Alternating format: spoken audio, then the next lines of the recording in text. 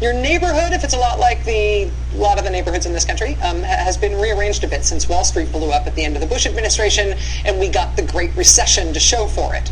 Flint, Michigan, for example, is a tough neighborhood right now, one of the murder capitals of the country. Flint, Michigan has laid off most of its police force there. Paterson, New Jersey, same story. After a year in which violent crime surged, Paterson sent a quarter of its officers home this spring. The tiny town of Alto in Texas just eliminated its whole police force. We've talked about that before on the show. If you do a Google News search on police layoffs, and you can read about towns from Wenatchee, Washington to Newburgh, New York to the Port Authority of Virginia, all considering or going through with massive police layoffs. The thin blue line is getting still thinner across America. The Justice Department reporting today that some 12,000 police officers will lose their jobs this year, maybe more. It's the first decline in law enforcement jobs in America in 25 years. When President Obama sent his American Jobs Act to Congress, it included $35 billion for keeping teachers, cops, and firefighters on the job across the country. Republicans in the Senate blocked the Jobs Act. Although Americans overwhelmingly say they want Congress to keep cops and firefighters and teachers on the job, when last week President Obama put just that one super popular provision into a new, smaller bill, the Senate rejected it yet again. So, showing every sign that President Obama gets that Congress is not going to pass his Jobs Act, either in big chunks or in bite-sized pieces, the White House today rolled out a new agenda for trying to help the economy, a new agenda that can get at least some things done without the help of Republicans in Congress.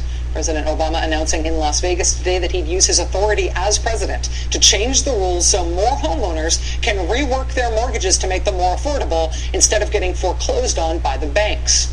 Later this week, the president's expected to make changes that will help people deal with outsized student loans. Again, he is not asking Congress for their cooperation on this. He is just going for it by the power he has as president. White House spokesman Dan Pfeiffer writing, quote, using the mantra, "We can't wait," the president will highlight executive actions that his administration will take. He'll continue to pressure congressional Republicans to put country before party and pass the American Jobs Act, but he believes that we cannot wait, so he will act where they won't. It's a pretty clear challenge to Republicans, and Republicans today bit. They bit hard. The head of the Republican Party replying today, quote, "We can't wait to make Barack Obama a one-term president." He actually said that, Reince Priebus, out of the RNC. A year ago, almost exactly, Senate Minority Leader Mitch McConnell called making President Obama a one-term president the Republican Party's #1 priority for the nation. And they mean it. A year later, even, they mean it. And they are doubling down. So now at least everybody agrees on the two sides America has to choose from. We can't wait to work on jobs, or we can't wait to oppose the president. In the self-declared terms of both parties, that is your choice, America. Both sides agree that is your choice. Joining us now is Bob Herbert, former New York Times columnist, now a distinguished senior fellow at Demos and a contributor to PolicyShop.net. Bob, it's nice to see you. Thanks for coming in. Great to see you, Rachel. I feel like it is a slur against the Republican Party to say their #1 priority is getting rid of this president. And it is their self-identified raison d'etre, is their self-identified reason for being right now. I almost feel guilty saying it. What explains why they would be claiming this as the thing they want to be nationally known for? You know, they're so obsessed that they almost don't care. They've really been consistent, as you just pointed out. They will do anything. They want to get rid of Barack Obama. They want to recapture the White House. I don't think they care about the economy. I don't think they care about this job situation. And obviously they don't care about the problems that will come up if these cities and towns keep laying off police officers. One of these things, this feels to me like one of these things where maybe it's Republican voters and the Republican base are not horrified by hearing it's not jobs, it's Obama who's the problem. But the rest of the country sort of sees that as crass. Is this one of those things where there is sort of a Republican set of mores and the rest of the country just really sees things differently? Or, you know, it's hard for me to believe that the Republican electorate in toto would follow this line. I mean, I assume the majority of Republicans are in favor of this. Otherwise, the leadership, you know, would maybe have a change of tune. They're looking at polls and that sort of thing.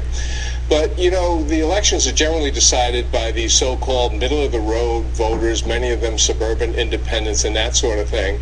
And the real craziness that we see going on in the Republican Party, some of which you were detailing at the top of the show, I think tends to frighten these voters, and then that tends to play towards Obama, who is seen as a reasonable person, whatever one thinks about the policies or some of the things that the administration is doing. Well, you know, that has been, we've heard that again and again from the White House, I think, at some of their more candid moments, that even in the face of progressives pushing the president to be more combative, more pugilistic toward the Republicans, really calling them out. We have seen some of that. I think they see the downside of that is the president stopping seeming as reasonable as he does, that in scary times. I think that's true. I mean, I'm one of the ones that wish the president had been more combative, you know.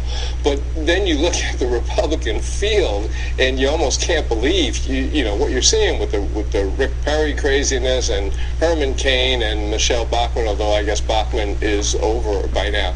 But the real problem is, I mean, we know how combative politics has become, but the real problem is that a lot of the stuff the Republicans are dealing with now is really harmful to individuals and harmful to the national interest overall. I mean, the economy right now is in a very delicate situation, and economists tell us that there's a danger of another recession coming up over the next year or so. You start throwing these people out of work in state and local governments, for example, when in fact you could do something to prevent that. That just weakens the economy more. And then, you know, I know there's controversy over the way, over Joe Biden's recent comments, but the simple fact of the matter is, when you start slashing police forces the way some of these towns and cities have been doing lately, you do endanger public safety, and crime does tend to go up. In terms of the White House's approach here, I would have thought that first responders, that's breaking out that first responders money would have meant that the first responders money would have passed. I was actually surprised that it did not get through the Senate because of the Republican filibuster there. But now the White House laying out steps that President Obama can take on his own.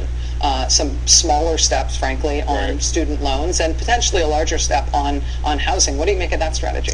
I think it's the only thing he's got left to do, and I think it's smart, but I think it's primarily political. I don't think that it will save or a lot of jobs or create many jobs, and I don't think it will do much for the economy. But I think that what we've been watching recently has mostly been political. It's all about the presidential race. I mean, the truth is the Republicans were never going to pass the president's jobs bill.